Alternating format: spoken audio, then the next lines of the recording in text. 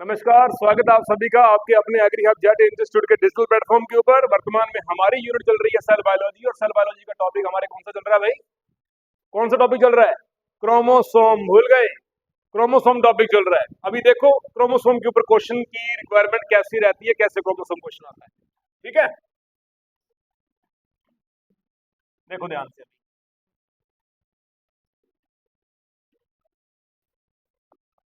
Chromosome, अभी आप बताओगे मेरे को, मैं देखता हूँ आपको कितना का याद है, क्योंकि आपकी डीपीपी में क्वेश्चन आने वाले हैं। सबसे पहला क्रोमोसोम। क्रोमोसोम के बारे में सर्वप्रथम किस वैज्ञानिक ने खोज की थी इसकी? बताओ मेरे को। हमने लिख दिया बेटा स्टार्स बर्गर। स्टार्स बर्गर क्या है बेटा? ब्रैकेट में लिखो खोजकर्ता। क्या है बेटा? खोजकर्ता डिस्कवरी की। नंबर दूसरा क्वेश्चन, इसका नामकरण किस बंदे ने किया? बताओ बेटा। नामकरण किया था इसका वाल्डेयर ने। ये लो जी, इसका वाल्डेयर नामकरण कर दिया। वाल्डेयर ने इसका नामकरण कर दिया। दो क्वेश्चन क्लियर हो गए अपने। अगर हम क्रोमोसोम, क्रोमोसोम किसका प्रतिरूप है? प्रतिरूप किसका है बेटा? तो इसके लिए क्या लिखोगे? क्रोमोसोम किसका प्रतिरूप है? हम बोलेंगे क्रोमेटिन पदार्थ का। किसका बेटा? क्रोमेटिन पदार्थ का संगनित रूप। क्या बोलेंगे बेटा? संगनित रूप क्या कहलाता है? क्रोमोसोम कहलाता है। कन्फर्म हुआ? यदि क्रोमेटिन पदार्थ, इसका मतलब क्या है? इसका मतलब ये है, यदि क्रोमेटिन पदार्थ का संघनन होगा। क्या होगा बेटा? अब ये क्रोमेटिन पदार्थ क्या है? ये हमारे पास में विरल है। कैसा है बेटा? ये विरल है, तित्र बित्र हुआ हुआ है, ये बिखरा हुआ है। यदि इसका संघनन होगा, क्या होगा बेटा इसका? यदि इस पदार्थ का संघनन होगा, संघनन होने से कौन सी संरचना बनती है? अपन क्या बोलेंगे? अपन बोलेंगे क्रोमोसोम बनता है। क्रोमोसोम बन गया बेटा। समझ में आ गया? अगला क्वेश्चन क्या आता है? क्रोमोसोम का स्पष्ट अध्ययन कहाँ किया जाता है? अगला क्वेश्चन क्या आ गया? अगला क्वेश्चन आ गया कि स्पष्ट अध्ययन, इसकी स्टडी करनी है तो आप कहाँ करोगे?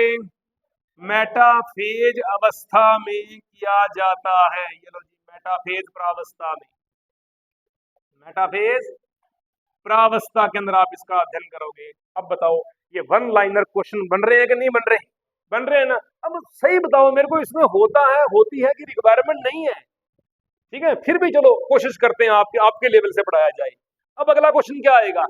क्या आएगा? क्या लिखूं मैं? स्पष्ट, स्पष्ट नहीं, विशिष्ट लिख देता हूं यहां पे। क्या करेंगे? विशिष्ट गुण सूत्रीय, विशिष्ट गुण सूत्रीय संरचनात्मक अध्ययन। ये लो, अब ये प्रश्न का प्रश्न बन गया। संरचनात्मक अध्ययन किस अवस्था में किया जाता है?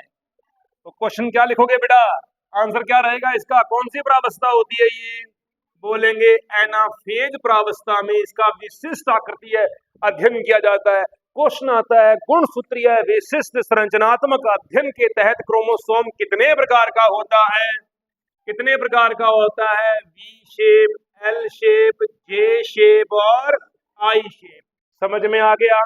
कंफर्म हो गया? चार प्रकार के आपके पास में क्या पाए जा रहे हैं? गुणसूत्र पाए जा रहे हैं। प्रश्न आता है आगे, क्या क्वेश्चन आएगा भाई? क्रोमोसोम के अंदर यदि मैं लिखूं मेटासेंट्रिक प्रावस्था, क्या लिखूं बेटा? मेटासेंट्रिक प्रावस्था। मेटासेंट्रिक प्रावस्था को क्या बोलेंगे? V shape. क्या बोलेंगे? V shape chromosome. तो इसमें सेंट्रोमियर कहां पाया जाता है? क्या लिखेंगे बेटा? सेंट्रोमियर या गुणसूत्र बिंदु कहां पाया जाता है? मध्य में पाया जाता है। क्या बोलेंगे? गुणसूत्र बिंदु कहां पाया जा रहा है? दोनों भुजाओं के मध्य। ये लो, दोनों भुजाओं के मध्य पाया जा रहा है, मध्य पाया जाता है। कन्फर्म हुआ? समझ आया? हिंदी में क्या बोलते हैं इसे? मध्य केंद्रीय। क्या बोलते हैं बेटा? मध्य केंद्रीय। मेटासेंट्रिक, गुणसूत्र बिंदु सेंट्रोमियर दोनों भुजाओं के बीच में पाया जाएगा। ये लो, एक भुजा ये भुजा ये। अब मेटासेंट्रिक प्रकार के जो गुणसूत्र होते हैं वो कैसे गुणसूत्र होते हैं? ऐसे गुणसूत्र हैं जिनके अंदर भुजानुपात क्या होता है? हमेशा समान प्रकार का भुजानुपात पाया जाएगा। ये लो जी, तो अपने क्या लिख दिया कि मेटासेंट्रिक क्रोमोसोम जो है, मेटासेंट्रिक जो गुणसूत्र होते हैं, इनमें भुजा अनुपात हमेशा क्या मिलेगा? भुजा अनुपात कैसा दिखाई देता है बेटा? समान प्रकार का होता है, समान होता है, इक्वल होता है, 1:1। चलो कन्फर्म, समझ आ गया? चलता हूं बेटा मैं दूसरे अगले क्वेश्चन के ऊपर। हमने लिख दिया सब मेटासेंट्रिक। क्या लिख दिया बेटा? सब मेटासेंट्रिक। ये लो जी, सब मेटासेंट्रिक को अपने क्या बोलेंगे? उप मध्य केंद्री। क्या बोलेंगे बेटा? उप मध्य केंद्री। मैं कह सकता हूं एल शेप गुणसूत्र, एल आकृति के क्रोमोसोम। कन्फर्म। इसमें क्या लिखेंगे? एक भुजा बड़ी, एक भुजा छोटी होती है। कैसी होती है बेटा? एक भुजा बड़ी, ये लो जी, ये तो अपनी भाषा में लिखना है, एक भुजा बड़ी, और दूसरी कैसी होती है बेटा? स्मॉल होती है। लिख दिया बेटा, एक भुजा बड़ी, एक भुजा छोटी होती है। क्रोमोसोम के अंदर गुणसूत्र की स्थिति, गुणसूत्र बिंदु की स्थिति कैसी रहेगी? ऐसी रहेगी। कैसी रहेगी बेटा? ऐसी रहेगी। एक भुजा बड़ी, एक भुजा छोटी होगी। कन्फर्म हो गया। अगर मैं बात करता हूं एक्रोसेंट्रिक की, किसकी बात करता हूं बेटा मैं? एक्रोसेंट्रिक। एक्रोसेंट्रिक को देख के बताओ हिंदी में क्या बोलते हैं? क्या बोलते हैं? उपशीर्ष केंद्री। क्या बोलूं? लिखूं ऐसा ही? क्या बोलूं? कोई एक बच्चा बताओ मेरे को, क्या होना चाहिए हिंदी में? पहला बात सुनो ध्यान से, इसको बोलते हैं जे शेप। क्या बोलते हैं बेटा? जे आकृति का सबसे बड़ी पहचान क्या है इसकी? इसकी पहचान ये है कि इसमें सर्वाधिक भुजानुपात पाया जाता है। क्या पाया जाता है बेटा? सर्वाधिक भुजानुपात पाया जाता है। तो मैंने लिख दिया सर्वाधिक भुजा अनुपात पाया जाता है। दूसरी बात, अगला क्वेश्चन क्या लिखाया था? मानव में जितने भी क्रोमोसोम पाए जा रहे हैं, जितने भी गुणसूत्र पाए जा रहे हैं, सर्वाधिक गुणसूत्रों की आकृति कैसी होती है? जे शेप होती है। तो एग्जांपल लिख देता हूं मैं यहां पे, मानव में सर्वाधिक गुणसूत्रों का आकार, गुणसूत्रों का आकार कैसा होता है? कैसा होता है बेटा? जे शेप होता है। ये लो जी, जे आकृति का सर्वाधिक इसके अंदर पाया जाता है। कन्फर्म हुआ? आगे चलूं। अब हमने लिखा भुजानुपात सर्वाधिक किसके अंदर है? सबसे कम किसके अंदर है? एल शेप में। अनुपस्थित किसके अंदर है? आई शेप में। समान किसके अंदर है? वी शेप में। किसमें है बेटा? तो मैंने पहला क्वेश्चन लिख दिया समान भुजानुपात, फिर मैंने लिख दिया कम भुजानुपात, फिर मैंने लिख दिया सर्वाधिक अनुपात और अनुपस्थित अनुपात। अनुपस्थित।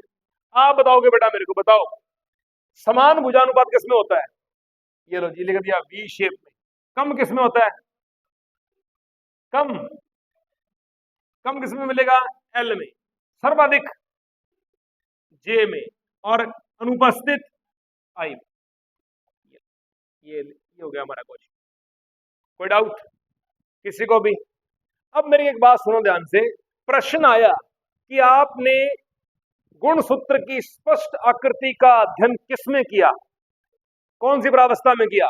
मेटाफेज में। स्पष्ट गुणसूत्र का स्पष्ट अध्ययन करना आपने कहां किया? आपने गुणसूत्र को सीधा देखना है मेटाफेज में। आपने गुणसूत्र की विशिष्ट आकृति का अध्ययन करना है तो एनाफेज प्रावस्था में। गुणसूत्र के पूर्ववर्ती, गुणसूत्र का पूर्ववर्ती क्या है? क्रोमेटिन। क्या है? क्रोमेटिन। क्रोमेटिन आपको कौन सी अवस्था में दिखाई देगा? इंट्राफेज, अंतरावस्था, इंटरफेज प्रावस्था में दिखाई देगा, बिखरा हुआ दिखाई दे रहा है। जैसे ही ये मेटाफेज प्रावस्था में जाएगा, गुणसूत्र क्रोमेटिन पदार्थ जो होते हैं वो संघनन करके गाढ़े होके पास में आके मोटे होके स्पष्ट दिखाई देते हैं मेटाफेज में। आकृति का अध्ययन करना है तो आप किसमें करोगे, एनाफेज प्रावस्था में करोगे। नेक्स्ट स्लाइड के ऊपर चल रहा हूं बेटा। मैंने एक चीज करवाई थी कि यदि अपने को गुणसूत्र की विशिष्ट आकृति का अध्ययन करना है, हमने क्या लिखा था, हमने लिखा था गुणसूत्र की विशिष्ट आकृति, आकार,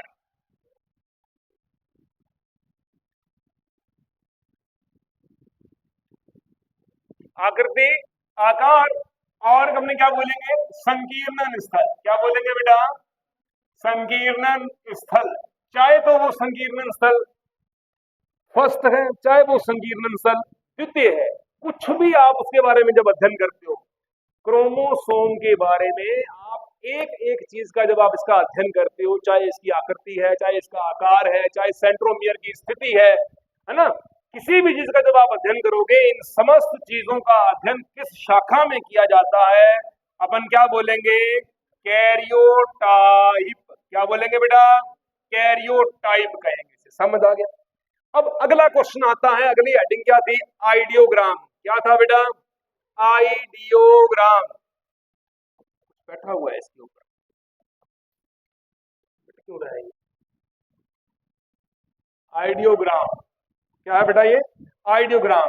आइडियोग्राम का मतलब क्या होता है, कैरियोटाइप का, कैरियोटाइप का, कैरियोटाइप का आरेखीय निरूपण, आरेखीय निरूपण क्या कहलाता है बेटा, आइडियोग्राम कहलाता है। देसी भाषा में, सामान्य भाषा में क्या बोलूं, गुणसूत्रों को घटते क्रम में, कौन से क्रम में, घटते क्रम में व्यवस्थित करना, में व्यवस्थित करना क्या कहलाता है, क्या कहलाता है बेटा, आइडियोग्राम कहलाता है। कैसे करना, सबसे पहले वी, वी से आगे कौन है, एल, एल से आगे कौन है, जे, जे के आगे कौन है, आई। ये लो, ये व्यवस्था क्या कहलाती है, आइडियोग्राम कहलाती है। यहां तक पेपर अपना हो चुका है, यहां तक अपने क्वेश्चंस हो चुके हैं, सभी को अच्छे तरीके से समझ में आए हुए होंगे। चलता हूं मैं नेक्स्ट स्लाइड के ऊपर, चलूं, उतार दिया, उतारो जल्दी उतारो फटाफट। कैरियोटाइप का आरेखीय निरूपण करना क्या कहलाता है, आइडियोग्राम। सामान्य भाषा और सरल भाषा में क्या कह सकते हैं, किसी प्रकार के गुणसूत्रों का घटते हुए क्रम में उनको व्यवस्थित करने की जो प्रक्रिया होती है बेटा, वो क्या कहलाती है, आइडियोग्राम कहलाता है। कैरियोटाइप क्या कहलाता है, कैरियोटाइप का मतलब होता है, देखो कैरियोटाइप, कैरियो मतलब केंद्रक द्रव्य के अंदर जो क्रोमेटिन थे वो संघनन होके बन गए, क्या, क्रोमोसोम बन गए। क्रोमोसोम की विशिष्ट आकृति को देखो, क्रोमोसोम की आकृति के अंदर आकार को देखो, आकार के बाद में सेंट्रोमियर की स्थिति देखो। सेंट्रोमियर का मतलब क्या होता है, गुणसूत्र बिंदु। हमने गुणसूत्र बिंदु के आधार पर या स्थिति के आधार पर गुणसूत्रों को कितने भागों में बांटा, कौन कौन से, बी, एल, जे, आई बांटा ना। ये सभी आकार का अध्ययन, गुणसूत्र बिंदु की स्थिति का अध्ययन, प्राथमिक संकीर्णन का अध्ययन, द्वितीयक संकीर्णन का अध्ययन, समस्त संरचनाओं का जो अध्ययन है वो क्या कहलाएगा। और कैरियोटाइप के मुताबिक गुणसूत्रों को घटते हुए क्रम के अंदर व्यवस्थित करने का प्रक्रम क्या कहलाएगा, आइडियोग्राम कहलाएगा। कन्फर्म हुआ। चलता हूं नेक्स्ट स्लाइड, देखिए ध्यान से। अब देखिए मैं संरचना बना रहा हूं, ध्यानपूर्वक देखना।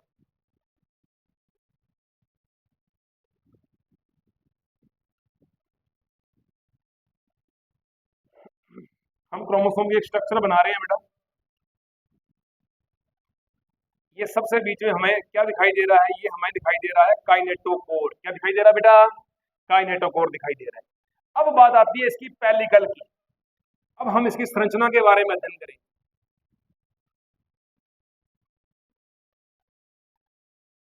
ध्यानपूर्वक देखिएगा।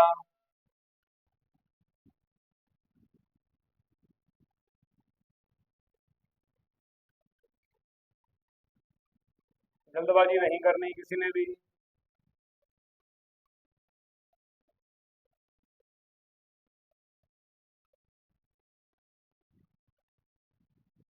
सुने पहले ध्यान से, चीजों को बना रहे हैं तो बनाओ, एक बार बना लो साथ साथ में, जल्दी करो फटाफट, बनाते रहो। ये यहां से कुछ पतले पतले धागे निकलेंगे, निकले धागे, गए धागे, ये दो धागे निकल रहे हैं बेटा इस तरीके से, पतले पतले इस तरीके से निकले। अब इसके विपरीत धागे निकलेंगे,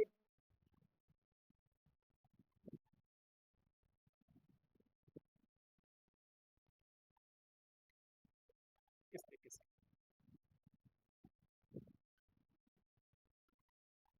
ये वाले, ठीक है बेटा।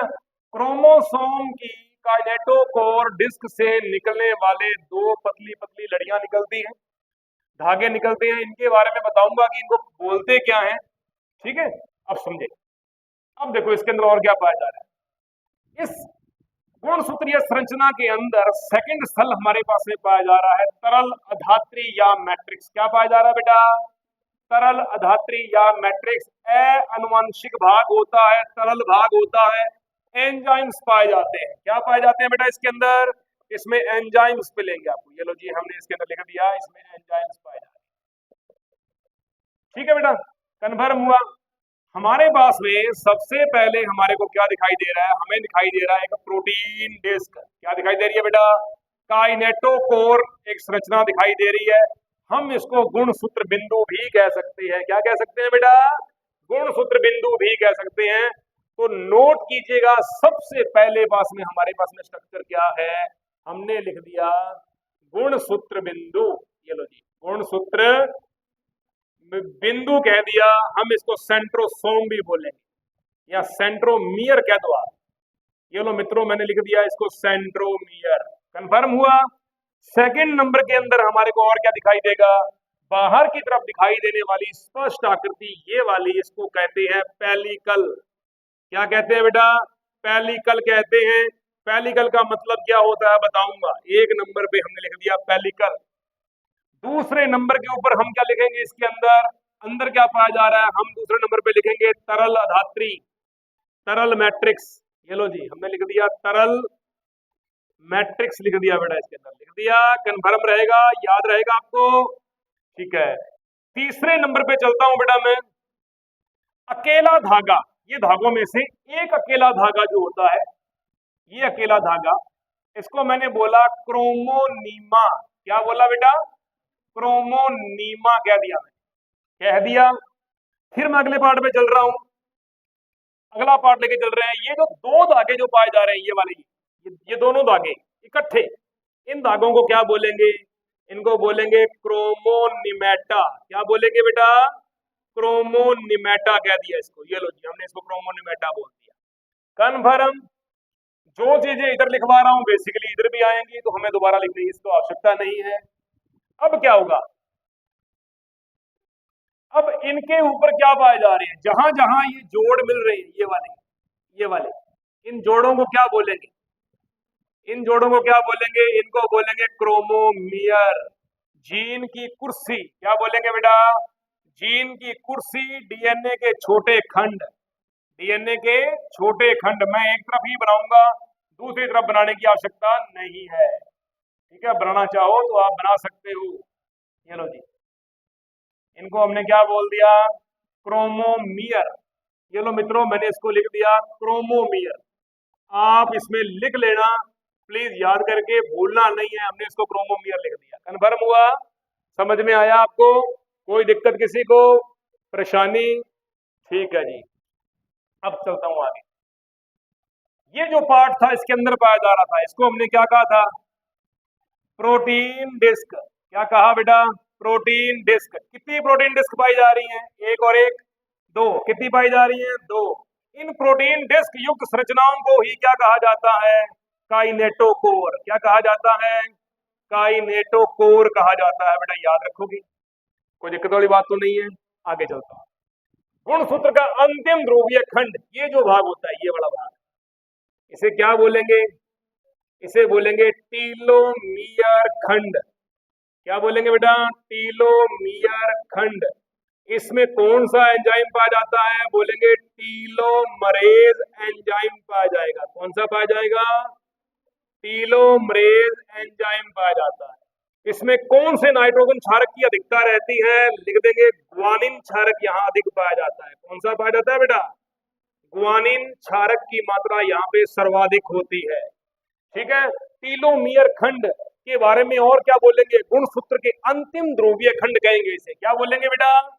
अंतिम ध्रुवीय खंड। क्या बोलेंगे? अंतिम ध्रुवीय खंड।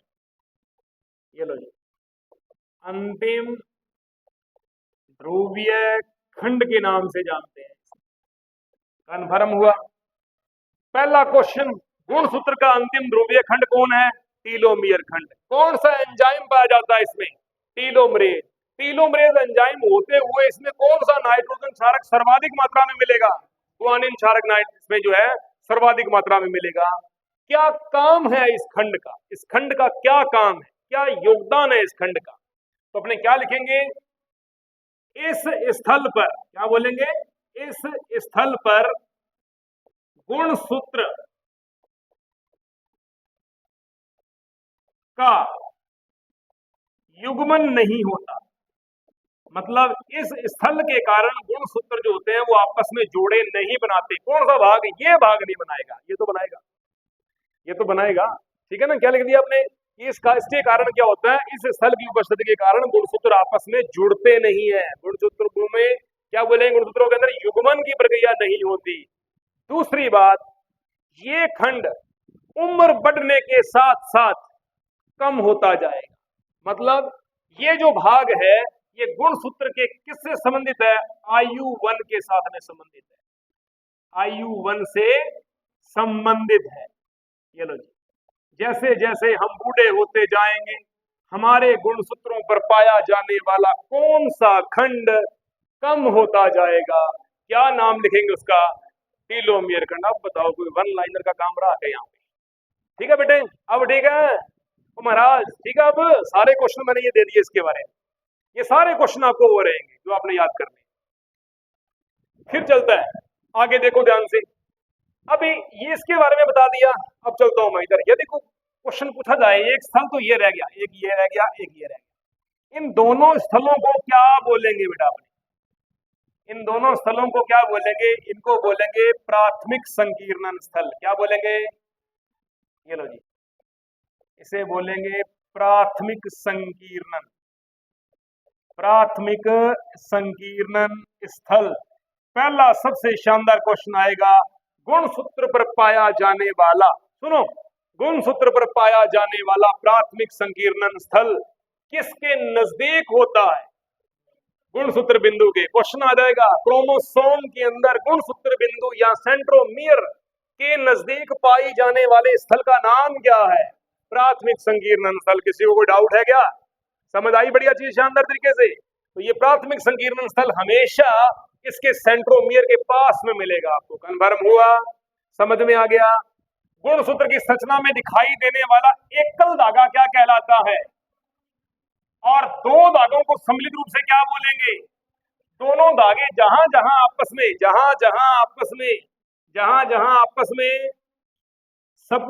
क्या बोलेंगे? संपर्क करते हैं, जहां जहां ये दोनों धागे आपस में संपर्क करते हैं वहां क्या पाया जाता है? क्रोमोमियर पाया जाता है। और क्रोमोमियर का मतलब क्या है? गुणसूत्रों पर जीन का पाया जाना। किसका पाया जाना? गुणसूत्रों के ऊपर जीन का पाया जाना। जीन इस तरीके से पाया जाता है। क्रोमोमियर किसका स्थल है? जीन का स्थल है। किसका स्थल है बेटा? जीन का स्थल है क्रोमोमियर। जहां आपस में मिलेगा यहां क्या पाया जाएगा? यहां पाया जाएगा जीन। क्या मिलेगा बेटा? जीन मिलेगा यहाँ पे। कन्फर्म हुआ? समझ में आया आपको ये? आगे चलते हैं।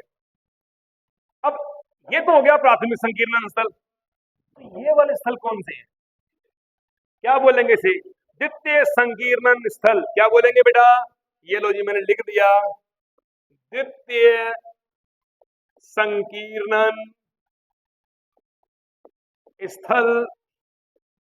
प्रथम या द्वितीय? ये कौन सा स्थल है? कौन सा है? और ये कौन सा है?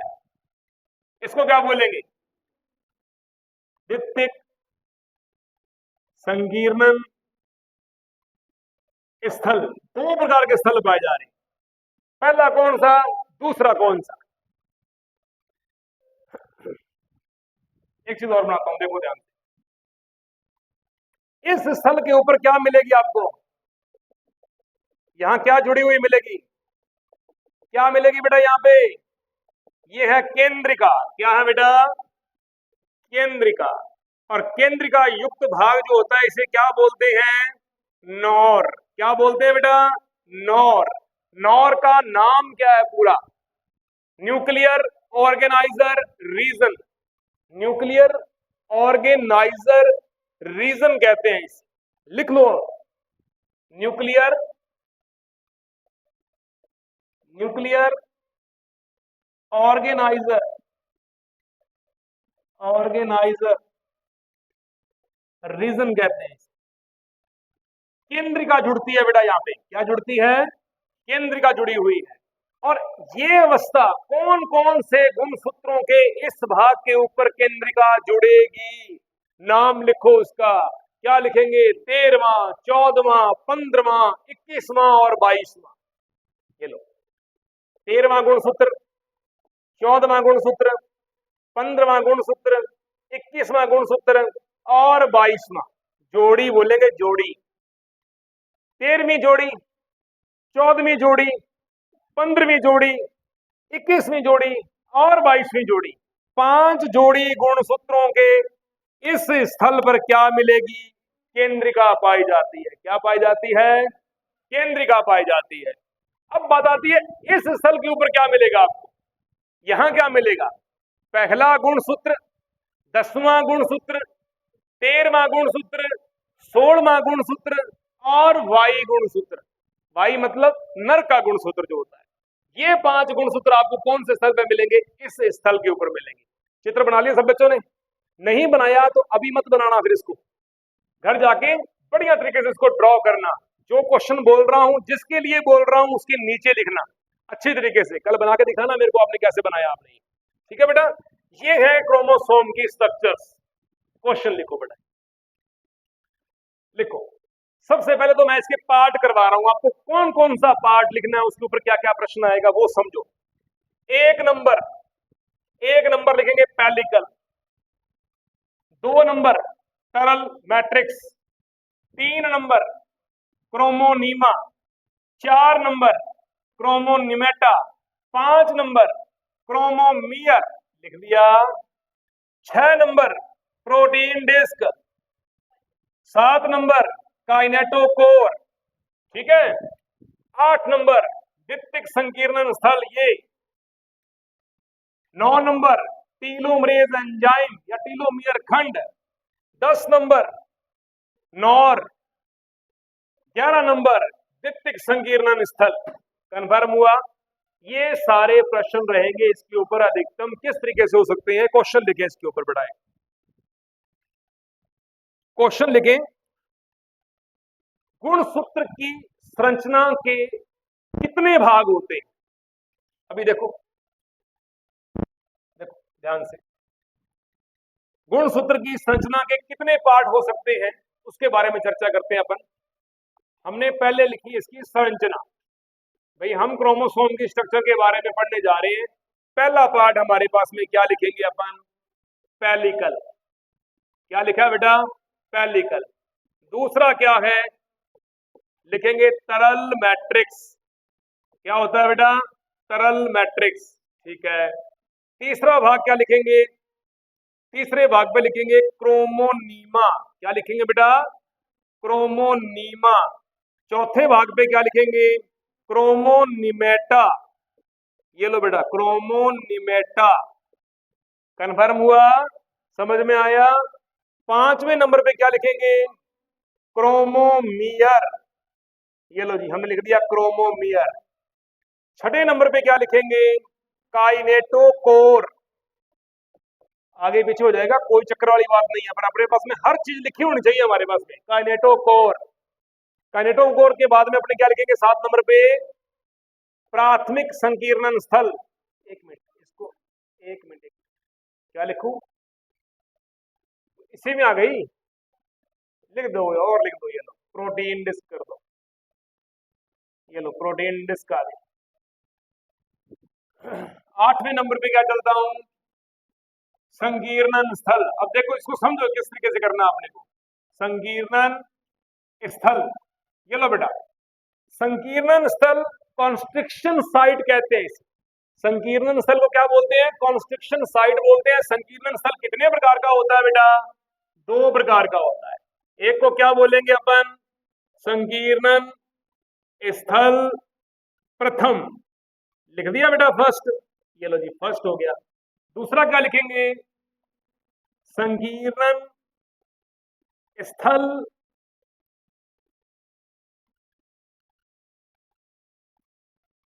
सेकंड।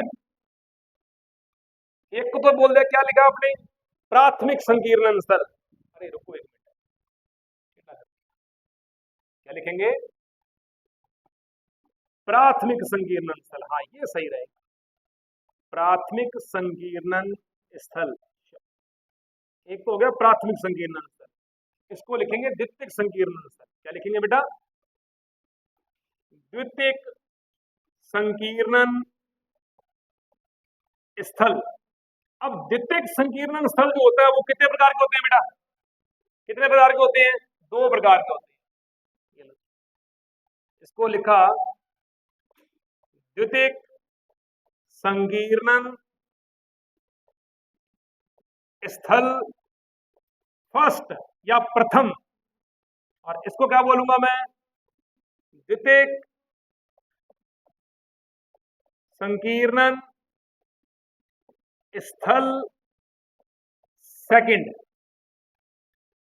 लिख दिया बेटा। क्वेश्चन आता है, गुणसूत्र के प्रथम खंड पे क्या जुड़ता है और द्वितीय खंड पे क्या जुड़ेगा, इसे क्या बोलेंगे, फर्स्ट। क्या बोलेंगे बेटा, द्वितीयक संकीर्णन स्थल प्रथम, इसको क्या बोलूंगा मैं, द्वितीयक संकीर्णन स्थल सेकंड बोलूंगा। इसे कन्फर्म हुआ।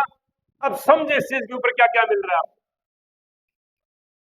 देखिए, द्वितीयक संकीर्णन स्थल प्रथम, यहां पे कौन कौन सी संरचनाएं मिलेंगी, नंबर 1, यहां नॉर पाया जाएगा। क्या पाया जाएगा, नॉर का मतलब क्या है, केंद्रिका का जुड़ना। किसका जुड़ना बेटा, ये लो जी, केंद्रिका का जुड़ना, यहां केंद्रिका जुड़ती है।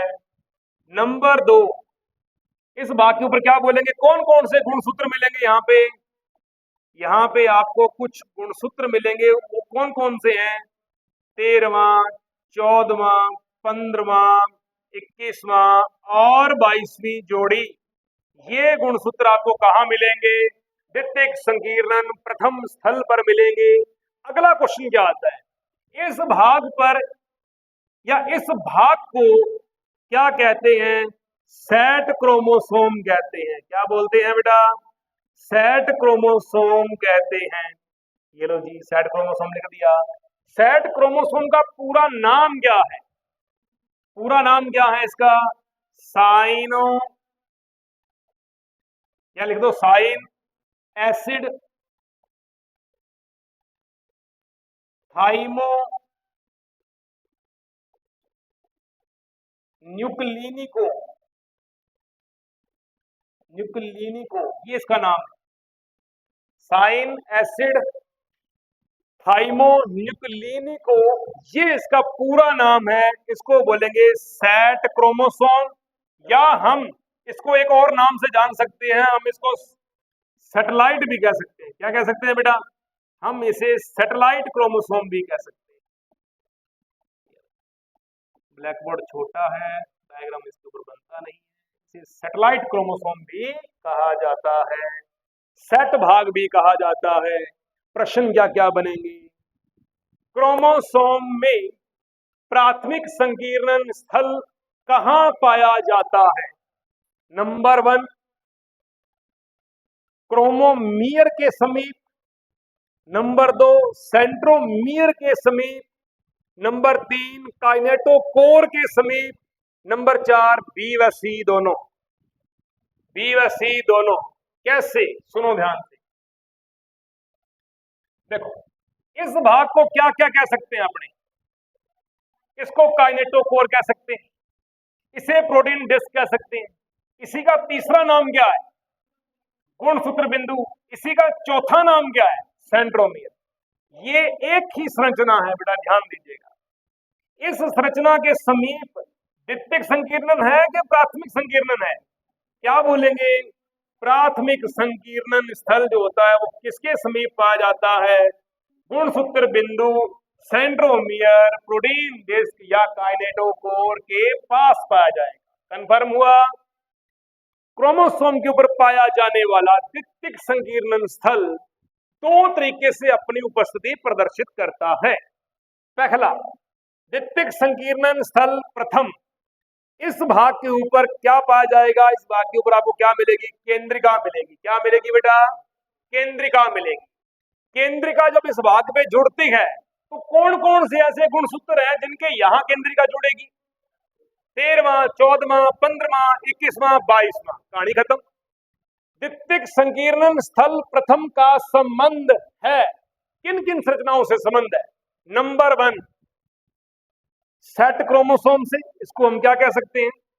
इसे हम सेट गुणसूत्र भी कह सकते हैं, सेटेलाइट भाग भी कह सकते हैं, इसे हम नॉर भी कह सकते हैं। इसको अपने क्या बोलते हैं बेटा? इसको अपने नॉर भी कहते हैं, नॉर भी कह सकते हैं। तो ये भाग जो है ये कौन सा है? द्वितीयक संकीर्णन प्रथम स्थल है, याद रखोगे।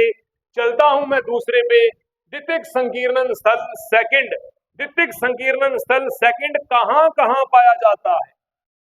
किन किन स्थलों पे मिलेगा? देखो ध्यान से बेटा। पहली बात क्या मिलेगा इसके ऊपर? पहला, 10वां, 13वां, 16वां और वाई गुणसूत्र। लिख लो बेटा। ये 5 गुणसूत्र जो हैं ये आपको कौन से स्थल के ऊपर दिखाई मिलेंगे? कौन से क्रोमोसोम पे मिलेंगे आपको ये, या कौन से स्थल पे मिलेंगे? हम बोलेंगे द्वितीयक संकीर्णन स्थल सेकंड पे मिलेंगे। कहां मिलेंगे बेटा? द्वितीयक संकीर्णन स्थल सेकंड के ऊपर मिलेंगे। ये गुणसूत्र का दूसरा द्वितीयक संकीर्णन सेकंड स्थल है। जल्दी करो। ठीक है बेटा, आगे चलो। अब आगे और क्या देख सकते हैं अपन? क्वेश्चन क्या आ सकता है कि द्वितीयक संकीर्णन स्थल की ओर कौन सी संरचना पाई जाती?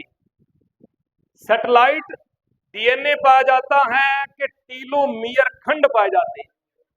कौन से खंड है? टीलोमियर खंड है। आप जवान हो तो आपके गुणसूत्र का कौन सा भाग जवान है? आप बूढ़े होते जाओगे, आप में कौन सा गुणसूत्र का कौन सा भाग कम होता जाएगा? कौन सा भाग कम होता जाएगा? टीलोमियर खंड कम होता जाएगा। क्यों? क्योंकि इसमें कौन से एंजाइम की कमी आ रही है? कौन से एंजाइम की कमी आ रही है? टीलोमरेज एंजाइम की धीरे धीरे कमी आ रही है। जब इस एंजाइम की कमी आती जाएगी हमारे अंदर, हमारी कोशिकाओं के अंदर जीर्णता अथवा वृद्धावस्था के लक्षण धीरे धीरे प्रकट होना प्रारंभ हो जाएंगे। कन्फर्म हुआ? यदि कोई कोशिका जवान है, उसके गुणसूत्र जवान है, गुणसूत्र जवान है, उसमें टीलोमियर एंजाइम की अधिकता पाई जाती है। कन्फर्म हुआ? ये अधिक है, तभी हमारा ये खंड क्या रहेगा? यंग रहेगा। सुनिए बात ध्यान से। ये यंग रहेगा, कोशिका विभाजन में बड़ी तेजी से क्या करेगा? ये विभाजन करेगा। जैसे जैसे टीलोमरेज एंजाइम की कमी होती जाएगी, कोशिका विभाजन के दौरान गुणसूत्रों में जीर्णता आती जाएगी। जीर्णता आती जाएगी तो आपके कोशिका विभाजन के विभिन्न प्रक्रम जो होते हैं वो धीमे पड़ जाएंगे। बूढ़े आदमियों के अंदर चोट लग जाए, जख्म हो जाए, वो जल्दी नहीं भरता। उसका कारण क्या है? कोशिका विभाजन में कमी आ जाती है। कोशिका विभाजन धीमी गति से चलता है, वहां पे जल्दी जल्दी कोशिकाएं रिपेयर नहीं हो पाती, शारीरिक कोशिकाओं की मरम्मत नहीं हो पाती। कन्फर्म हुआ? चलता हुआ देखो देखो। पहला स्थल पेलिकल, दूसरा तरल मैट्रिक्स, तीसरा क्रोमोनीमा, चौथा क्रोमोनीमेटा, पांचवा क्रोमोमियर, छठा काइनेटोकोर, सातवां प्रोटीन डिस्क, आठवां संकीर्णन स्थल। संकीर्णन स्थल कितने प्रकार का? 2 प्रकार का। पहला कौन सा? प्राथमिक संकीर्णन स्थल किसकी ओर पाया जाता है? हम लिख देंगे गुणसूत्र बिंदु की ओर पाया जाता है। सेंट्रोमियर की ओर पाया जाता है, काइनेटोकोर की ओर पाया जाता है, प्रोटीन डिस्क की ओर पाया जाता है। याद रखो। द्वितीयक संकीर्णन स्थल कितने प्रकार का है? पहला कौन सा? द्वितीयक संकीर्णन प्रथम, द्वितीयक संकीर्णन द्वितीय। प्रथम किसकी ओर पाया जा रहा है? प्रथम पर पाई जाने वाली संरचनाओं के नाम क्या क्या है? नंबर 1 पे केंद्रिका का जोड़ना, इसे हम क्या बोलते हैं? नॉर रीजन का पाया, नॉर क्षेत्र, न्यूक्लियर ऑर्गेनाइजर क्षेत्र, न्यूक्लियर ऑर्गेनाइजर क्षेत्र कहते हैं इसे। कौन कौन से क्रोमोसोम यहां मिलेंगे आपको? 13वां, 14वां, 15वां, 21वां और 22वां जोड़ी। यहाँ एक और संरचना पाई जाती है, क्या बोलते हैं? Set chromosome. सेट का पूरा नाम क्या है? ये पेपर में आया हुआ है, ये जेट के क्वेश्चन में आया हुआ है कि साइन एसिड थाइमोन्यूक्लिनी को, साइन एसिड थाइमोन्यूक्लिनी को, ये भाग पाया जाएगा। इस भाग को हम क्या बोल सकते हैं? दूसरा नाम सैटेलाइट डीएनए भी कह सकते हो, सैटेलाइट क्रोमोसोम भी कह सकते हो, ये पार्ट है। द्वितीयक संकीर्णन स्थल सेकंड किसकी ओर मिलेगा? ये टीलोमियर खंड की ओर मिलेगा। इसके ऊपर कौन कौन से क्रोमोसोम पाए जाएंगे? पहला, 10वां, 13वां, 16वां और वाई गुणसूत्र। क्वेश्चन आ जाता है आपके लिए, मानव में पाए जाने वाले लिंग गुणसूत्र वाई की स्थिति गुणसूत्र में किस स्थल की ओर होती है? द्वितीयक संकीर्णन सेकंड स्थल की ओर होती है। याद रखोगे, ये मैंने सारे प्रश्न बोल दिए। जब आप टॉपिक लिखोगे तो लाइव रिकॉर्डिंग के अंदर आप उसको देख के पढ़ लिख लेना नीचे भी, सर ने ये क्वेश्चन बोले हुए। संकीर्णन स्थल के बारे में पता चल गया, ये पाए जा रहे हैं। संकीर्णन स्थल के बाद में अपने ये बता सकते हैं कि इसका कौन सा भाग अंतिम टेलोमियर खंड के रूप में है और कौन सा भाग इसका सेट क्रोमोसोम के रूप में। नंबर 1 पे पेलिकल में लिखो। हमने पहला क्या लिखवाया? लो मित्रों, अब लिखो पेलिकल। क्या है पेलिकल? पेलिकल के बारे में बोलेंगे। पेलिकल क्या चीज है? तो क्या लिखेंगे? गुणसूत्र का आवरण। क्या है बेटा? ये गुणसूत्र का पतला आवरण है। गुणसूत्र का पतला आवरण है जो अभिरंजित नहीं होता। क्या नहीं होता बेटा? ये कभी भी अभिरंजित नहीं होता। आप इसका अभिरंजन नहीं कर सकते, क्रोमोसोम को आप कलर नहीं दे सकते। बात समझ में आ गई? प्रश्न समझ में आ गया? क्वेश्चन आएगा, गुणसूत्र का आवरण क्या कहलाता है? क्या कहलाता है? पेलिकल। नंबर 2 पे क्या लिखा हूं? मैट्रिक्स। क्या लिखा है बेटा आपने? मैट्रिक्स। मैट्रिक्स को क्या बोल दिया? तरल संरचना होती है। पहली बात हम इसको क्या क्या बोलेंगे? ये एक अनुवांशिक भाग है। कैसा भाग है बेटा? अनुवांशिक भाग है। ये तरल भाग है। इसमें बहुत सारे क्या मिलेंगे? एंजाइम्स मिलेंगे। समझ आ गई बात बेटा? इन एंजाइमों में आपको क्या मिलेगा? कैल्शियम पेक्टेट भी मिलेगा, मैग्नीशियम पेक्टेट भी मिलेगा और सोडियम क्लोराइड भी इसके अंदर मिलेगा। ये समस्त पदार्थ इसके अंदर पाए जाते हैं। इसके अलावा इसके अंदर और क्या मिलेगा? इसमें मिलेगा खनिज पोषण। क्या मिलेगा मित्रों? खनिज पोषण मिलता है यहाँ पे। कोई डाउट है किसी? समझ आ गया अब ये कि तरल मैट्रिक्स में क्या क्या पाया जाता है? लिख दिया। आगे चलता हूं। क्रोमोनीमा, ये लो क्रोमोनीमा। क्या लिखेंगे? गुणसूत्र में पाया जाने वाला एकल कणिकीय धागा। क्या बोलेंगे बेटा? एकल कणिकीय धागा क्या कहलाता है? क्रोमोनीमेटा नीमा। क्वेश्चन अगला आता है, क्रोमोनीमेटा को क्या बोलोगे? क्रोमोनीमेटा क्या होता है बेटा? गुणसूत्र में पाए जाने वाले दोहरे क्रोमेटिन सूत्र का कुंडलन। क्या बोलेंगे? सूत्र का कुंडलन क्या कहलाता है? का कुंडलन क्या कहलाता है बेटा? क्रोमोनीमेटा। क्या होता है बेटा? क्रोमोनीमेटा। चलता हूं मैं अगले क्वेश्चन के ऊपर। क्रोमोमियर। क्रोमोमियर। क्रोमोमियर को क्या लिखोगे? लिखो इसके नीचे, क्रोमोमियर में क्या लिखोगे? दो विभिन्न क्रोमोनीमा, दो विभिन्न क्रोमोनीमा अथवा क्रोमोनिमेटा, दो विभिन्न क्रोमोनीमा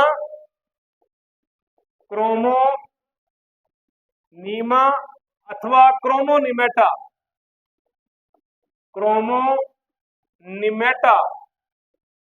का आपसी संपर्क स्थल जो होता है बेटा, वो क्या कहलाता है? क्या कहलाता है बेटा? क्रोमोनीमा कहलाता है, सॉरी क्रोमोमियर कहलाता है। आपसी संपर्क स्थल क्या कहलाएगा? क्रोमोमियर कहलाता है। नेक्स्ट स्लाइड पे चलो। हाँ जी, चलो नेक्स्ट स्लाइड के ऊपर।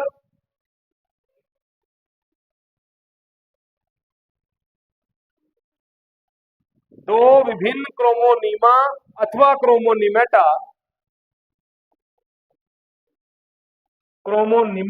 का आपसी संपर्क स्थल जो होता है उसे अपन क्या कहते हैं बेटा? क्रोमोमियर कहते हैं। चलो तो हाँ जी, देखो कैसे होता है ये लो, देखो ये वाले जो स्थल है, डायग्राम बना लेना इसके अंदर। इसको क्या बोलेंगे बेटा? इसको बोलेंगे क्रोमोमियर। और क्रोमोमियर स्थल के ऊपर क्या मिलेंगे? अरे बेटा क्या मिलेंगे? जीन मिलेंगे। जीन किसके होते हैं? डीएनए के छोटे खंड। लिख लो इसके ऊपर इसी तरीके से, डीएनए के छोटे खंड, the small fragment of a DNA which are present upon a chromosome in unique form. बिंदु क्रम के अंदर 1 2 3 4 किस अवस्था में पाए जा रहे हैं? हिंदी में परिभाषा क्या आती है? जीन क्या है? आनुवंशिकता की सबसे सूक्ष्म इकाई क्या कहलाती है? जीन कहाँ पाए जाते हैं?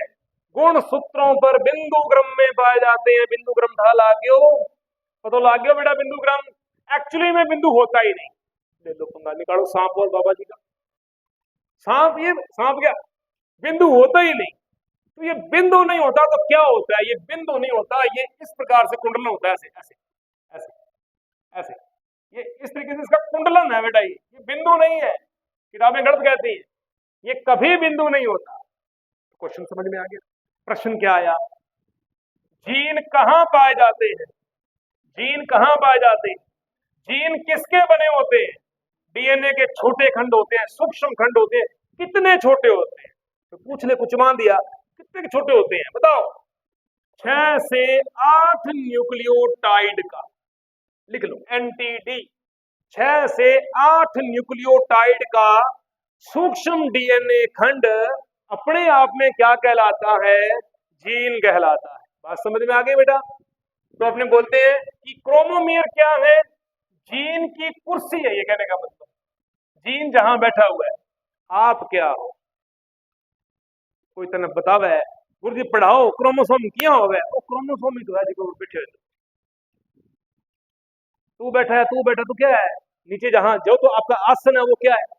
क्रोमोमियर। आप क्या बैठे हो? जीन।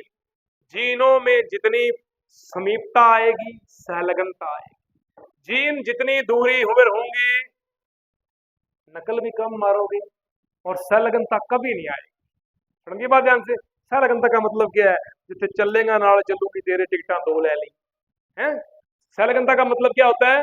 किसी गुणसूत्र पर पाए जाने वाले 2 जीनों के मध्य दूरी कम होने पर ये जीन आपस में क्या आ जाते हैं? पास आ जाते हैं। आ गए पास, नजदीक आ गए। जैसे जैसे दूरी बढ़ेगी, जीनों के बीच की दूरी बढ़ेगी, मित्रता सहलगनता कम हो जाएगी। मित्रता सहलगनता कम हो जाएगी, क्रॉसिंग ओवर बढ़ जाएगी। बात समझ में आ गए हो? अब इंग सके तो तेरी पक्की यारी है, वो हो गए परले पास है। अब तू कुछ मान पिछले पास करोगे, या करोगे अगले पास करोगे, या इन्हें करोगे। बात समझ आई ध्यान से? इस तरीके से ये जीन क्या करता है? कुचमांद करता है। जीन के रोड़े चलते हैं, इसको बोलेंगे जीन का क्रॉसिंग ओवर होना। जीनों में क्रॉसिंग ओवर तभी होती है जब जीन दूर दूर होंगी। ठीक है, किसी गुणसूत्र पर पाए जाने वाले दो जीन जितनी दूर होंगे क्रॉसिंग ओवर ज्यादा संलग्नता कम होती है। पढ़ाया हुआ है मैंने टॉपिक, स्पेशली मैंने जीन के अंदर कन्फर्म हुआ ये चीजें, पता लगे कैसे होता है। आगे चलते हैं, आप देखो 6 से 8 न्यूक्लियोटाइड का पाया जाता है। क्रोमोमीर के बारे में बता दिया हमने। आगे क्या चलता है, क्रोमोमीर के बाद में क्या आया, क्या करवाऊं क्रोमोमीर के बाद में टॉपिक बताओ। काइनेटोकोर के बाद, ये लो हमारे काइनेटोकोर लिख लो, काइनेटोकोर। पहले तो सुनो इसके उपनाम क्या क्या है। काइनेटोकोर के उपनाम प्रश्न में कैसे आएगा, इसके उपनाम पूछे जाएंगे बेटा। उपनाम क्या है, पहला उपनाम क्या है इसका, इसको बोलेंगे गुणसूत्र बिंदु कहते हैं। क्या बोलते हैं बेटा इसे, गुणसूत्र बिंदु। हम इसको दूसरे नाम से क्या जानेंगे, बोलेंगे सेंट्रोमियर। एक बात याद रखना, ये है सेंट्रोमियर। सेंट्रोमियर सेंटर में है, इसके इधर भी गुणसूत्र, इधर भी गुणसूत्र, सेंट्रोमियर। ऊपर वाला नाम क्या है, क्रोमोमियर। क्रोमोमियर, क्रोमोनिमेटा जहां आपस में टच करेंगे वहां क्या मिलेगा, क्या मिलेगा, क्रोमोमियर मिलेगी। ये संरचना गुणसूत्र के अंदर है, ये संरचना गुणसूत्र के मध्य है। गुणसूत्र की दो भुजाओं के मध्य है। मान लो एक भुजा ये, एक भुजा ये, तो ये पूरा शरीर क्या हो गया, ये हो गया काइनेटोकोर। क्या हो गया बेटा, काइनेटोकोर। और इस भुजा के अंदर जहां जहां ये जोड़ दिखाई दे रही है, ये जोड़ क्या है, क्या है जोड़, क्रोमोमियर है। कन्फर्म रहेगा। चलो जी, काइनेटोकोर के उपनाम क्या है, गुणसूत्र बिंदु, सेंट्रोमियर। इसी में क्या मिलेगी आपको, इसी में क्या मिलेगी, लिखेंगे प्रोटीन डिस्क पाई जाती है। कितनी पाई जाती हैं, एक के अंदर दो मिलेगी। कन्फर्म हुआ, समझ आया। अब कोई पूछ ले कि प्रोटीन डिस्क क्या करती है, प्रोटीन डिस्क क्या करती है, भाई जी आज की प्रोटीन डिस्क है, किसको संभाल के बैठी है, इन लड़ियों को। ये किसको संभाल के बैठी है, इन लड़ियों को। समझ आ गया, समझ आ गया, पक्का आ गया। दिखाई देने वाला चित्र कैसा दिखाई दे रहा है, कितनी बुझाएं हैं, कितनी बुझाएं, ध्यान से देख के बताओ कितनी बुझाएं दिखाई दे रही, देख ले। मैं कुछ और बनाने जा रहा हूं, कितनी बुझाएं, कितनी बुझाई दे रही, दिखाई दे रही। ऑनलाइन लाइव में बता रहा हूं कितनी बुझाएं दिखाई दे रही हैं आपको। यहां पे बढ़ाऊं, चल भाई बन जा, गुचड़ू मुचड़ू बन जा। एक भुजा, दूसरी भुजा, तीसरी भुजा, चौथी भुजा। समझ आ गई। अब वापस चलते, डायग्राम सुंदर, ये बड़े नजारे हैं ना, इसकी डायग्राम खराब नहीं होता है। कैसे ये चित्र एक्चुअली में बना, कैसा डायग्राम ये मित्रों, ये डायग्राम बना है ऐसा, सेंट्रोमियर। कैसा बना डायग्राम ये, भाई साहब ये ऐसा डायग्राम बना है। ख्याल आ गया कैसे, कैसे, एक लड़ी गई यहां, गई क्या नहीं गई, एक लड़ी गई इधर, गई या नहीं गई, एक गई ऊपर, एक आई इधर। क्लियर हो गया। कितनी बुझाई दिखाई दे रही, चार दिखाई दे रही। ये क्रोमेटिड है, क्या है ये, क्रोमेटिड है। ये अवस्था आपने मेटाफेज में देखी है, कौन सी अवस्था देखी है, ये अवस्था मेटाफेज में देखी है आपने। अगर मैं बोल दूं अर्ध गुणसूत्र, मतलब सीधा यहां से ये अलग हो जाएगा, ये अलग हो जाएगा, कैसा बन जाएगा ये,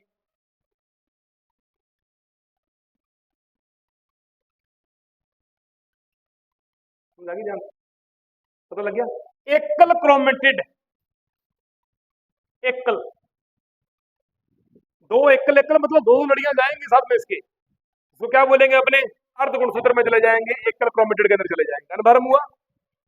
यहां तक काइनेटोकोर तक समझ में आ गया। काइनेटोकोर का कार्य क्या है, लिखो कार्य, क्या कार्य होता है इसका, लिखेंगे कोशिका विभाजन के समय तर्कु तंतुओं के जुड़ने का स्थल, कोशिका विभाजन के समय तर्कु तंतुओं के जुड़ने का स्थल। तरकु तंतुओं के जुड़ने का स्थल है। ये लो बेटा, तरकु तंतुओं के जुड़ने का स्थल क्या कहलाता है? काइनेटोकोर, प्रोटीन डिस्क, गुणसूत्र बिंदु और सेंट्रोमियर। कभी मेले में कभी वो गुब्बारा देखा, बड़ा सा गुब्बारा, एक रबड़ सी बंद होती है, देखियो कभी? कौन देखो, कौन देखो भाई? इस लड़के ने नहीं देखा। चलो इसको मैं दिखाता हूं। ये कोशिका, कोशिका, ये आ गई मध्य अवस्था, ये मध्य अवस्था थी, ऐसी भुजाएं थी क्रोमोसोम की। ये क्रोमोसोम पड़ा हुआ है। आप किस अवस्था में देख रहे हो बताइए? दिमाग को थोड़ा दुड़ाया करो, गूंगे सुनने के मत बैठ रहा करो आप, ठीक है? निकल जाओ 11वीं 12वीं से, या निकल चुके हो, कंपटीशन के दौर में आ चुके हो अभी आप। कौन सी अवस्था दिखाई दे रही है? मेटाफेज। अब यहां वापस में क्या मिलेंगे? तारक काय पाए जा रहे हैं। क्या पाए जा रहे हैं बेटा? तारक काय पाए जा रहे हैं। तो ये तारक काय कहां जुड़ेंगे? यहां जुड़ेंगे। कहां जुड़ेंगे बेटा? इस भाग को जुड़ेंगे। ये लो जी, ये तरकु तंतु बन गए, इन्होंने तरकु तंतु बना दिए बेटा, बना दिए। अगला चित्र कैसे दिखाई देगा?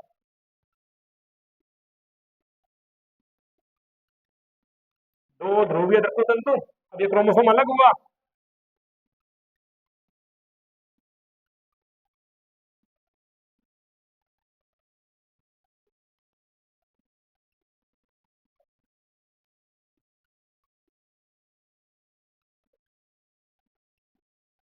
बात समझ में आई?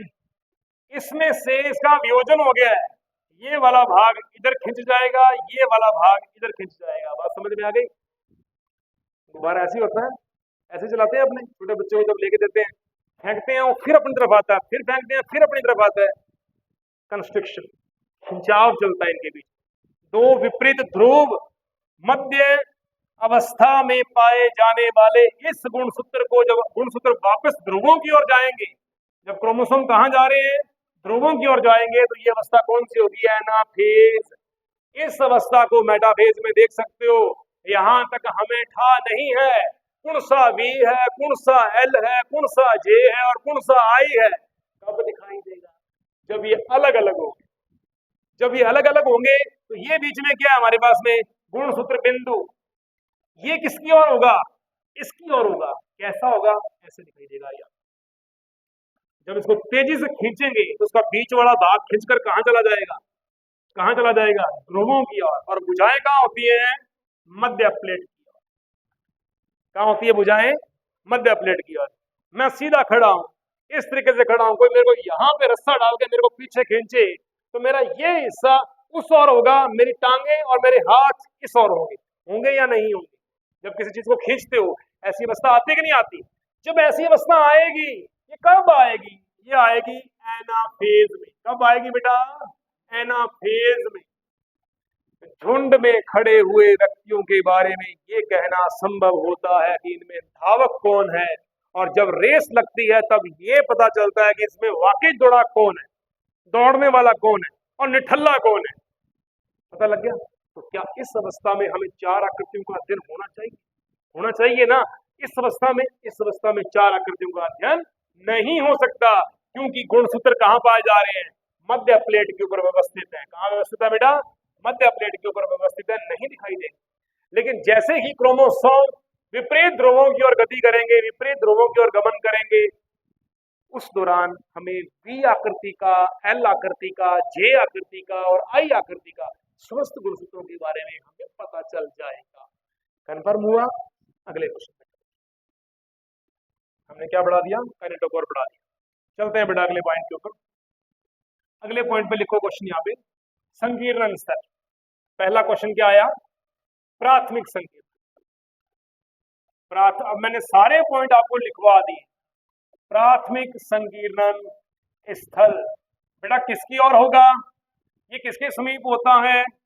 लिख दोगे आप, काइनेटोकोर के समीप होगा, या कह सकते हैं अपन गुणसूत्र बिंदु के समीप होगा, या कह सकते हैं हम सेंट्रोमियर के समीप होगा, या कह सकता हूं दो भुजाओं के मध्य होगा। नहीं, भुजाओं के मध्य नहीं, काइनेटोकोर गुणसूत्र बिंदु सेंट्रोमियर की तरफ होगा, के समीप होता है। ये लो बेटा कन्फर्म। चलता अपना सेकंड क्वेश्चन, क्या बोलेंगे? द्वितीयक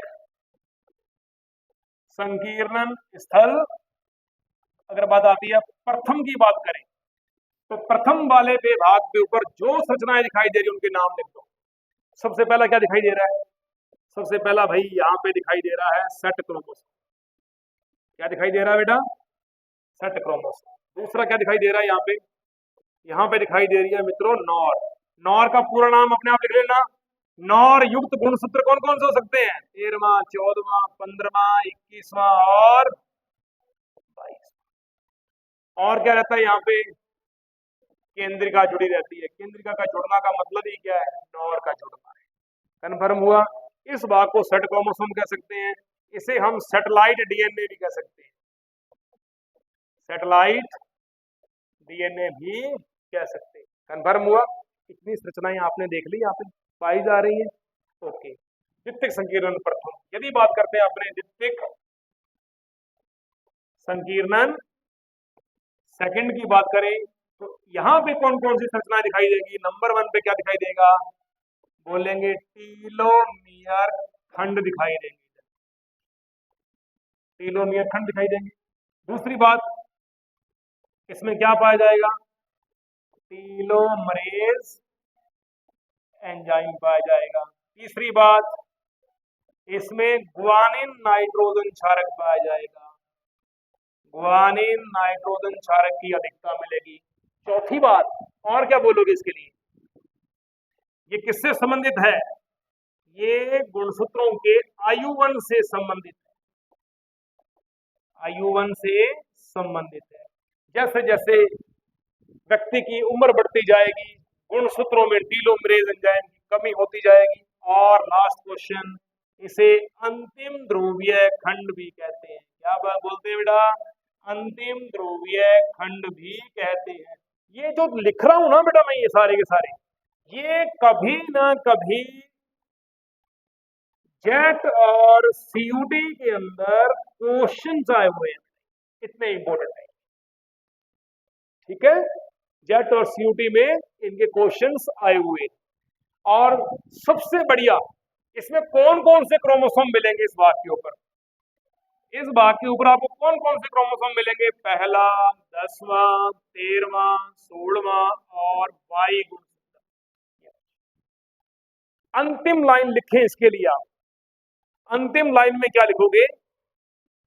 गुणसूत्र के इस खंड की उपस्थिति के कारण, गुणसूत्र के इस खंड की उपस्थिति के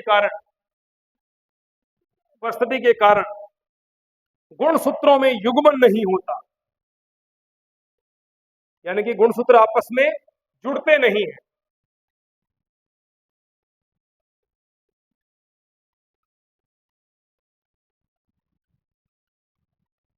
ठीक है, गुणसूत्र आपस में जुड़ते नहीं है। एक प्रश्न और लिख लेना इसके अंदर आप, कोई पूछ ले कि जो टेलोमरेज एंजाइम है ये किस प्रकार का एंजाइम है। हाँ बेटा, कोई पूछ ले आपसे कि किस प्रकार का एंजाइम है, तो आप क्या लिखोगे? RNP एंजाइम है। राइबो न्यूक्लियोप्रोटीन प्रकार का एंजाइम, ये पेपर में आया हुआ है 21 के अंदर लगभग। RNP राइबो न्यूक्लियोप्रोटीन प्रकार का एंजाइम। ओके, कंफर्म रहेगा, याद रखोगे इस चीज को। ठीक है, क्रोमोसोम के बारे में हमारी स्ट्रक्चर सारी की सारी पूरी होती है। अब आप इसके बाद में लिखिए बेटा, गुणसूत्र का रासायनिक संगठन। गुणसूत्र का रासायनिक संगठन। अब हम इसका केमिकल कॉम्पोजिशन देखते हैं। चलो आप केमिकल कॉम्पोजिशन देखते हैं, रासायनिक संगठन के बारे में देखते हैं। आप नोट्स सुंदर सुंदर बना लेना।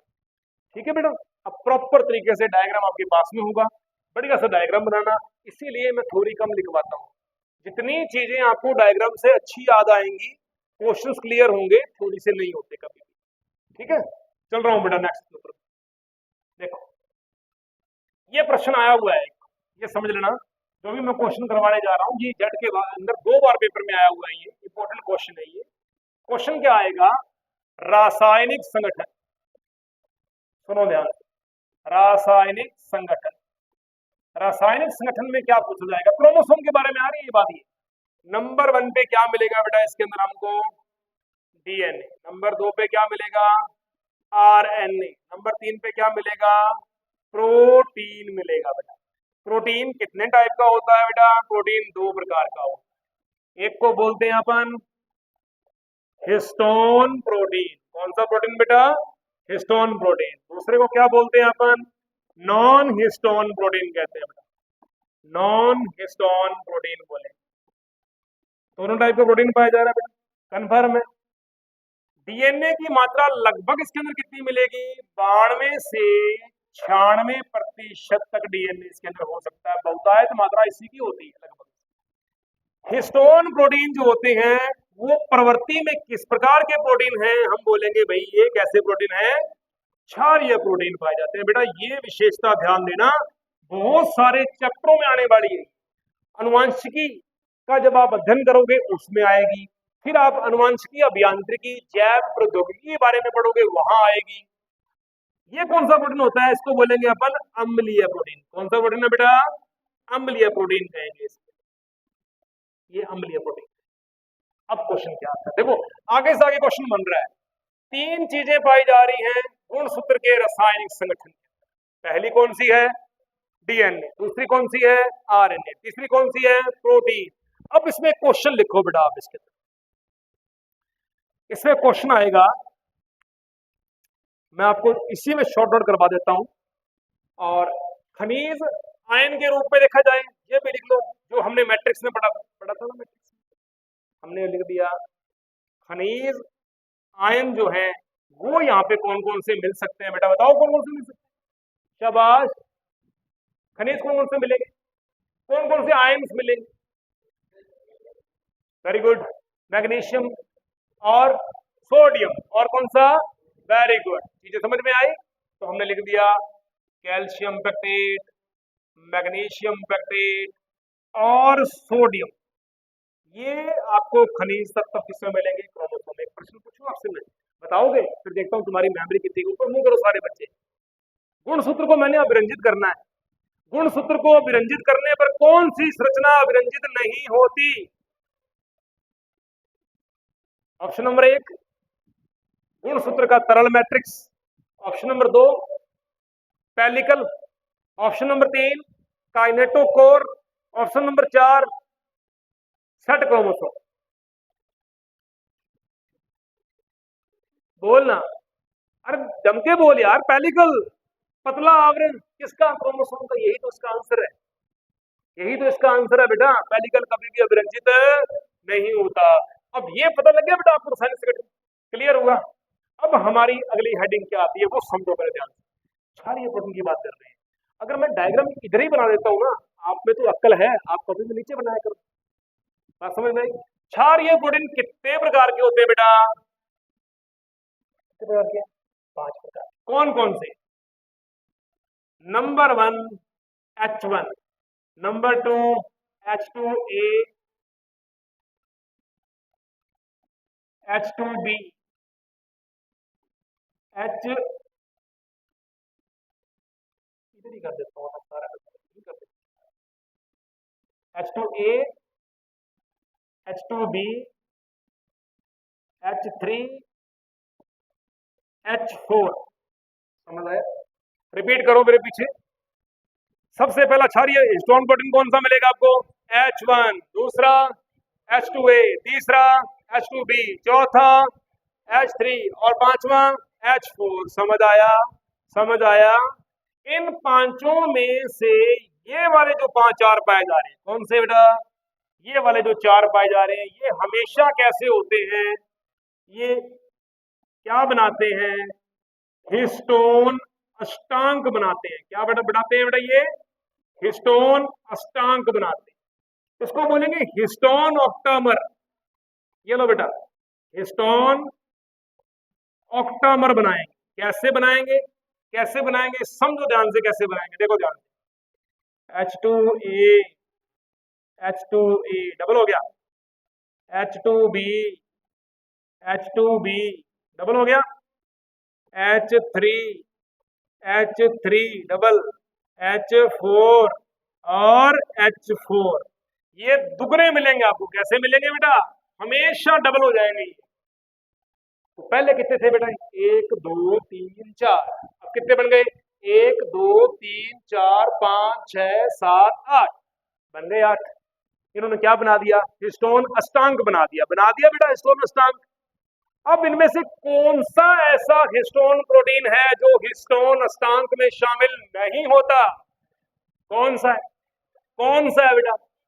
हिस्टोन प्रोटीन में सर्वाधिक महत्वपूर्ण रोल किसका है? इसका सबसे महत्वपूर्ण रोल किसका है? इसका रोल है। अकेला कौन रहता है? तभी इसकी भीड़ में पहचान है, तभी इसकी भीड़ के अंदर पहचान है। ये तो क्या करते हैं? भीड़ इकट्ठी करते हैं। भीड़ में पहचान किसकी है? H1 हिस्टोन प्रोटीन की है। H1 हिस्टोन प्रोटीन सर्वाधिक सबसे मुख्य है बेटा। क्या है बेटा? ये मुख्य हिस्टोन प्रोटीन। चलता हूं आगे मैं, सब बच्चों ने उतार लिया होगा। नेक्स्ट स्लाइड पे चल रहा हूं बेटा, देखो ध्यान से। देखो हमने अब इधर बनाया हमने हिस्टोन प्रोटीन। हिस्टोन प्रोटीन में हमने क्या लिखा?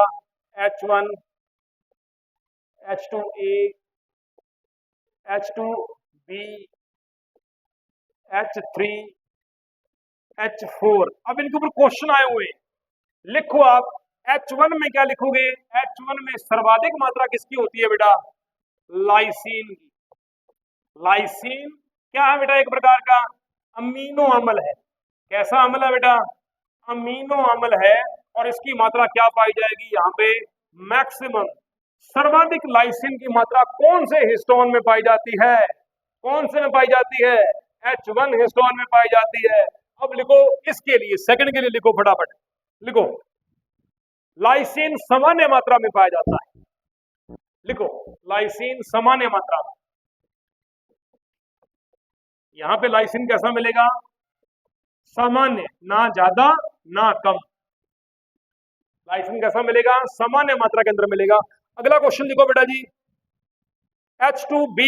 H2B में क्या होता है? लाइसिन तथा आर्जिनिन।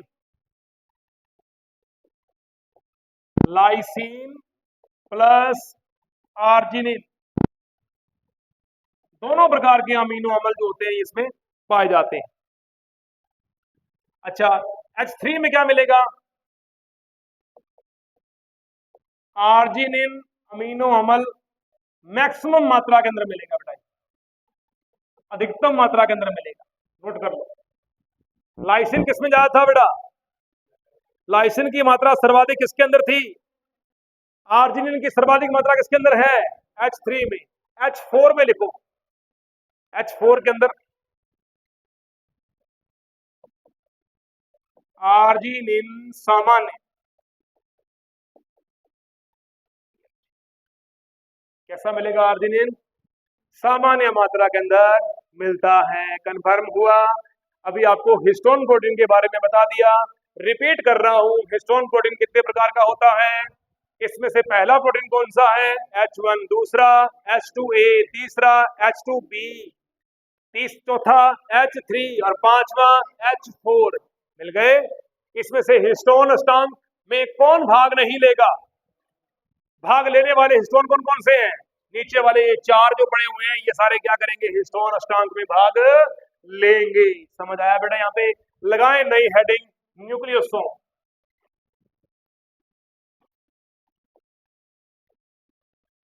न्यूक्लियोसोम हिंदी में ये लिखा जाता है, न्यूक्लियोसोम। न्यूक्लियोसोम के बारे में 7 से 8 बार तो जेट पेपर में क्वेश्चन आया हुआ है। सिंपल सिंपल पूछा जाएगा। इसकी खोज के बारे में पूछा गया है। इसके बारे में पूछा गया बेटा? इसकी खोज के बारे में पूछा गया है। न्यूक्लियोसोम के खोजकर्ता कौन थे? तो यहाँ पे हमारी हेडिंग के अंदर हमारा पहला प्रश्न के अंदर रिक्वायरमेंट क्या रहेगी? खोजकर्ता। ये लो बेटा, खोजकर्ता। खोजकर्ता कौन है? खोजकर्ता है थॉमस तथा कॉरनबर्ग। थॉमस तथा कॉरनबर्ग ने सबसे पहले न्यूक्लियोसोम की खोज की थी। समझ आया बेटा? अगले क्वेश्चन पे चल रहा हूं मैं। अच्छा, नेक्स्ट क्वेश्चन हमारा क्या आता है, इसका नामकरण किसने किया था भाई? न्यूक्लियोसोम नाम किसने दिया था? नाम दिया था आउडेट ने। आउडेट, आउडेट, इसने इसका नामकरण किया। न्यूक्लियोसोम का निर्माण किस बात के लिए हुआ है, क्यों हुआ है न्यूक्लियोसोम, क्या है न्यूक्लियोसोम? न्यूक्लियोसोम का निर्माण किसका, इसका लक्ष्य क्या था, इसका प्रक्षेपण क्यों किया गया? इसका प्रक्षेपण क्यों किया गया? तो प्रक्षेपण क्यों किया गया बेटा, इसका निर्माण क्यों किया गया, क्या लिखेंगे? आनुवांशिक पदार्थ की, आनुवांशिक पदार्थ की पैकिंग के लिए, पैकेजिंग के लिए, आनुवांशिक पदार्थ को पैक करने के लिए, कि आनुवांशिक पदार्थ को बांध के कैसे रखेंगे। एक कोशिका के अंदर 2 मीटर लंबा डीएनए, कितना लंबा डीएनए, क्या वो वैसे ही पड़ा हुआ है क्या? क्या वो ऐसे ही पड़ा हुआ है क्या? है? प्रोकैरियोटिक कोशिकाओं में पाया जाने वाला आनुवांशिक पदार्थ कैसा होता है?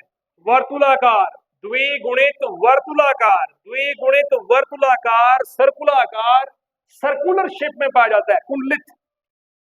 जबकि हमारे अंदर पाया जाने वाला डीएनए कैसा होता है? हमेशा लीनियर। कैसा होता है बेटा? लीनियर पाया जाता है, रेखीय प्रकार का डीएनए पाया जाता है। और डीएनए हमारे अंदर भी कैसा होता है? हमेशा द्विगुणित होता है। हमारा मुख्य आनुवंशिक पदार्थ क्या है? डीएनए। प्रोकैरियोटिक कोशिकाओं का मुख्य आनुवंशिक पदार्थ क्या है? प्रोकैरियोटिक कोशिकाओं के मुख्य आनुवंशिक पदार्थ डीएनए है। प्रोकैरियोटिक के मुख्य आनुवंशिक पदार्थ को किन नामों से जानते हैं? प्रोकैरियोटिक, प्रोकैरियोन, न्यूक्लियोइड, केंद्र काब, और क्या बोलेंगे? जीनोफोर। किसके लिए चारों नाम? प्रोकैरियोटिक कोशिकाओं के लिए। और हमारे लिए नॉर्मल लिखा होता है, सत्य केंद्र का पाया जाता है, आनुवंशिक पदार्थ के रूप में डीएनए पाया जाता है। कन्फर्म हुआ। तो ये चीजें किसने बताई थी न्यूक्लियोसोम के बारे में? ये चीजें कन्फर्म हो गई कि आनुवंशिक पदार्थ की पैकेजिंग करता है, आनुवंशिक पदार्थ को बांधे रखने के लिए किसका प्रयोग किया जाता है बेटा? न्यूक्लियोसोम का इस्तेमाल किया जाता है। कन्फर्म हुआ बेटा? बच्चे को ये बताओ, कोई दिक्कत तो नहीं है? अब इसका एक सूत्र आ रहा है, इसका ध्यान पूर्वक समझिएगा। सूत्र का काम क्या है, सूत्र कैसे बनेगा, मैं आपको उसका चित्र भी बना के बताऊंगा। न्यूक्लियोसोम, न्यूक्लियोसोम, न्यूक्लियोसोम क्या है? न्यूक्लियोसोम, कितना न्यूक्लियोसोम? एक न्यूक्लियोसोम का मतलब क्या होता है? सुने, बराबर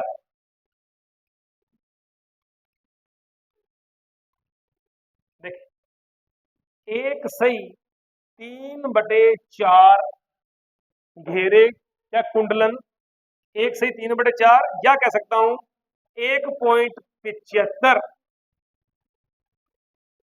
कुंडलन डीएनए। कन्फर्म हुआ? प्लस हिस्टोन अष्टांक। अब देखो यहां पे कौन आएगा? हिस्टोन अष्टांक आएगा, अकेला हिस्टोन नहीं आएगा। हिस्टोन अष्टांक plus H1 histone, H1 histone. देखो H1 हिस्टोन को मैंने बाहर निकाल दिया और हिस्टोन अष्टांक यहां पे आ गया। हिस्टोन अष्टांक का मतलब क्या है? H2A, H2A, H2B और H2B। कन्फर्म हो रहा है बेटा? सभी को समझ में आ रहा है? अगला क्वेश्चन H3, H3 और चौथा H4, H4। हिस्टांक बन गया, हिस्टोन अष्टांक बन गया बेटा। हिस्टोन ऑक्टामर बन चुका है। H1 हिस्टोन पाया जा रहा है हमारे पास में। 1/3/4 का मतलब क्या होता है? 2.25 कुंडलन। कितने कुंडलन? 2.25 घेरे। 2.25 घेरे को कह सकते हैं 1.75 कुंडलन।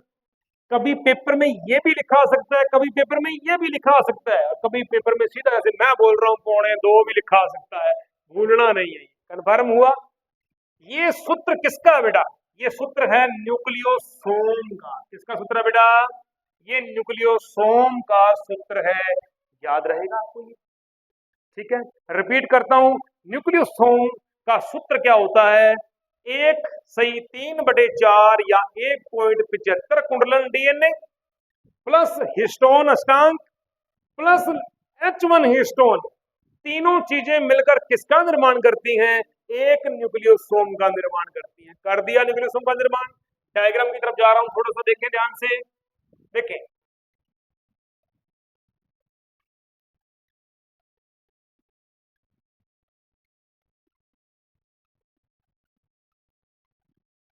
H2A, H2B, H2A, H2B,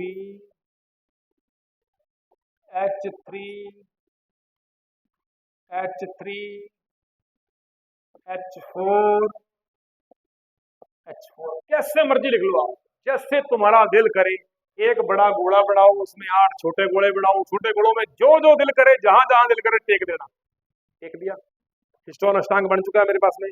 बन चुका है या नहीं बन चुका? बन चुका है। अब लगाता हूं मैं डीएनए का घेरा। आजा भी डीएनए, मैंने डीएनए हमेशा इस रंग का क्यों चुना है? अब आ गया मेरा डीएनए का घेरा। क्यों चुना है मैंने? डीएनए का कलर यही होता है, पता है आपको? तेरी टी शर्ट जैसा, ये तेरी टी शर्ट थोड़ी सी और इस रंग की कर ले, ये डार्क दिखाई दे रहा है, इससे हल्का, इससे हल्का, तेरी टी शर्ट जैसा ये कलर जो होता है, ये कलर मिलेगा डीएनए का। जब भी ऑब्जर्व करना, और सबसे पहले ऑब्जर्व किसका करोगे? इक्वलाई का करोगे। जीवाणु कोशिका इक्वलाई का करोगे आप, उसी में से होगा। तो अब देखो ध्यान से, ये कैसा है हमारे पास में भाई? ये हमारे पास में डीएनए हमेशा कैसा होता है बेटा? डबल कुंडलन होता है। ये डबल कुंडलन डाल दिया, ये डीएनए का डबल कुंडलन हो गया डीएनए का डबल कुंडलन। कितना घेरा था? 1 पॉइंट, कितना था बेटा? 1.75, या कह दूं 1/3/4 घेरे डीएनए। अब क्या रह गया? क्या रह गया मित्रों? अब रह गया हमारे पास में H1 हिस्टोन। इसको डाल दिया हमने H1 हिस्टोन। 1.75 या 1/3/4 डीएनए कुंडलन। ये लो मित्रों डीएनए कुंडलन आ गया। और ये बीच में क्या पड़ा हमारे पास में? हिस्टोन अष्टांग। क्या पड़ा हुआ बेटा? हिस्टोन अष्टांग पड़ा हुआ है। तीनों ने मिलकर क्या बना दिया? एक न्यूक्लियोसोम बन गया। न्यूक्लियोसोम। प्रश्न आता है, H1 करता क्या है?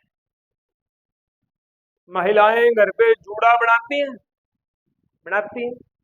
जूड़ा बनाने के बाद में पीछे एक कील सी ठोकती है, यूं करके ठोकती है कील एक। अरे देखा होगा भाई, सिर क्यों नहीं ला रहा? तो नहीं ठोकती बेटा, पीछे कील लगाती है बेटा। महिलाएं जो होती हैं जब जूड़ा बांधती हैं, उसमें एक प्लास्टिक की ऐसी ट्यूब होती है, ये कील होती है, कुछ भी कह दो आप उसको, नोच होती है, तो वो जूड़े के अंदर उसको बांध देती है, इस तरीके से ऐसे अड़ा देती है, कारण कि जूड़े की जो लड़ियां होती हैं जो, वो खुल ना जाए। तो H1 का काम क्या हुआ? डीएनए के सुपर कुंडलन को, डीएनए के सुपर कुंडलन को बनाए रखने में सहायक है। तो ये डीएनए के सुपर कुंडलन को बनाए रखने में सहायक। अब एक बात बताओ, यदि हमें न्यूक्लियोसोम खोलना पड़ जाए तो हमें एक ही चीज निकालनी है। बोलो क्या निकालोगे? क्या निकालोगे बेटा? अब लड़ियां बांधी हुई हैं जूड़े की, एक कील उतारो, जूड़ा पीछे खुल जाएगा पूरा का पूरा। खुल गया, ये है न्यूक्लियोसोम। पता लग गया कि H1 हिस्टोन का काम क्या है? डीएनए के अति कुंडलन को बनाए रखने में सहायक। डीएनए को, अब डीएनए डायरेक्ट तो रह नहीं पाता किसी कोशिका के अंदर, उसे कुंडलन जरूरी है। तो कुंडलन जरूरी रखने के लिए हमें किसकी आवश्यकता पड़ेगी बेटा? H1 हिस्टोन की आवश्यकता पड़ेगी। Any doubt? क्लियर हुआ? आज का टॉपिक यही फिनिश करते हैं। उम्मीद करता हूं आपको ये अच्छी तरीके से समझ आया होगा। आप इसको अच्छी तरीके से उतारें नोट्स के अंदर। कल चलेंगे हम एक नए टॉपिक में, तब तक सभी को